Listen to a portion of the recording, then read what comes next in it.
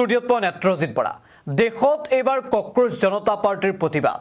সামাজিক মাধ্যমত কক্ৰোচ জনতা পাৰ্টিক লৈ ব্যাপক চৰ্চা আৰু ব্যাপক আলোচনা। এই কক্ৰোচ জনতা পাৰ্টিনো কি? এই কক্ৰোচ জনতা পাৰ্টিয়ে শেহতীয়াকৈ সাব্যস্ত কৰিলে প্ৰতিবাদ। দিল্লীৰ যন্তৰ মন্তৰত প্ৰতিবাদ সাব্যস্ত কৰি দেশৰ শিক্ষামন্ত্ৰীগৰাকীৰ পদত্যাগৰ দাবী উঠালে কক্ৰোচ জনতা পাৰ্টিয়ে। আৰু সেই প্ৰতিবাদৰ পাছতেই বিভিন্ন প্ৰান্তত সমালোচনাৰ সন্মুখীন হৈছে কক্ৰোচ জনতা পাৰ্টি। আৰু কক্ৰোচ জনতা পাৰ্টিৰ সমালোচনা চৰ্চাৰ মাজতে এইবাৰ প্ৰতিক্ৰিয়া প্ৰকাশ কৰিছে বিজেপিৰ ৰাষ্ট্ৰীয় অধ্যক্ষ নীতিন নবীনে। নাম নোলোৱাকৈ কক্ৰোচ জনতা পাৰ্টিক যেন সকিয়নি প্ৰদান কৰিলে নীতিন নবীনে। তেওঁৰ মতে নৱপ্ৰজন্মক উচতনি দিয়া বন্ধ কৰক, এই মন্তব্য নীতিন নবীনৰ। সবিশেষ দৰ্শকসকলৰ বাবে জনাইছো গুৰুত্বপূৰ্ণ খবৰ এই মুহূৰ্তত। নৱপ্ৰজন্মক উচতনি দিয়া বন্ধ কৰক। নাম নোলোৱাকৈ এবাৰ কক্ৰোচ জনতা পাৰ্টিক সকিয়নি। বিদেশত বহি ভাৰতৰ যুৱ প্ৰজন্মক নিয়ন্ত্ৰণ কৰিবলৈ দিয়া নহ'ব। যুৱ প্ৰজন্মক নিগেটিভ ৰাজনীতিৰ দিশে লৈ নাযাব। কক্ৰোচ জনতা পাৰ্টিক লৈ বিজেপিৰ ৰাষ্ট্ৰীয় অধ্যক্ষ নীতিন নবীনৰ প্ৰতিক্ৰিয়া। নৱপ্ৰজন্মক উচতনি দিয়া বন্ধ কৰক। কক্ৰোচ জনতা পাৰ্টিৰ প্ৰতিবাদৰ মাজতেই নাম নোলোৱাকৈ যেন এবাৰ সকিয়নি প্ৰদান কৰিলে বিজেপিৰ ৰাষ্ট্ৰীয় অধ্যক্ষগৰাকীয়ে। পুনে পুনে এই মুহূৰ্তত নীতিন নবীনে কক্ৰোচ জনতা পাৰ্টি বা নাম নোলোৱাকৈ কক্ৰোচ জনতা পাৰ্টি সন্দৰ্ভত কি কৈছিল সেয়া আগবঢ়াইছে।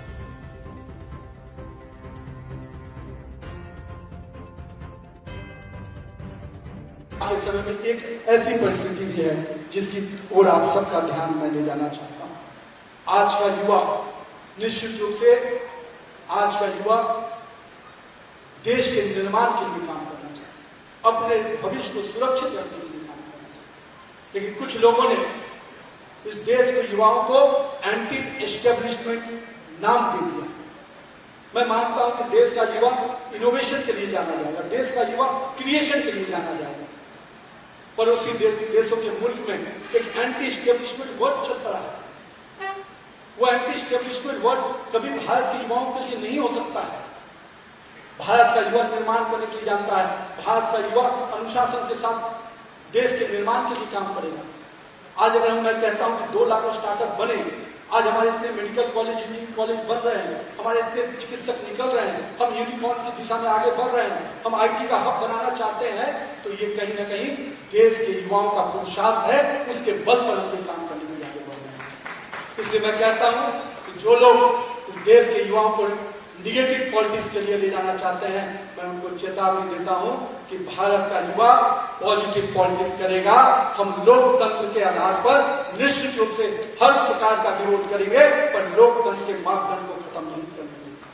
कुछ लोग विदेश से बैठकर विदेश की जमीन पर बैठकर ये सोच लेते हैं कि हम भारत के युवाओं को दिशा दे देंगे। भारत का युवा किसान के साथ चौपाल में रहता है, किसान गांव के पगडंडियों में रहता है, हमारे कोचिंग इंस्टीट्यूट में रहता है, हमारे कॉलेज के कैंपस में रहता है। ये भारत का युवा दिल्ली में बैठकर चंद लोगों की मुट्ठी से कठपुतली बनकर आगे नहीं बढ़ने वाला। मित्रों, आज के समय में एक ऐसी परिस्थिति भी है जिसकी ओर आप सबका ध्यान मैं ले जाना चाहता हूं। आज का युवा निश्चित रूप से आज का युवा देश के निर्माण के लिए काम करना चाहता है, अपने भविष्य को सुरक्षित रखने के लिए काम करना चाहता है। लेकिन कुछ लोगों ने इस देश के युवाओं को एंटी एस्टेब्लिशमेंट नाम दे दिया।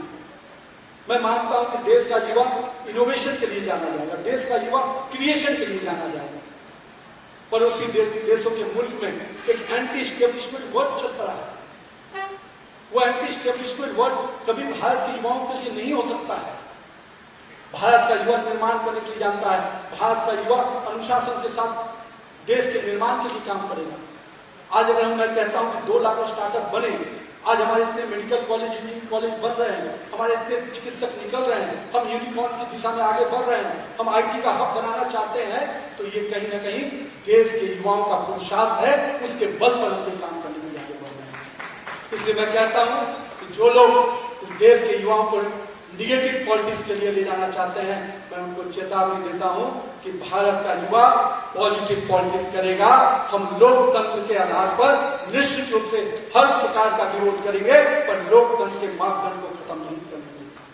कुछ लोग विदेश से बैठकर विदेश की जमीन पर बैठकर ये सोच लेते हैं कि हम भारत के युवाओं को दिशा दे देंगे।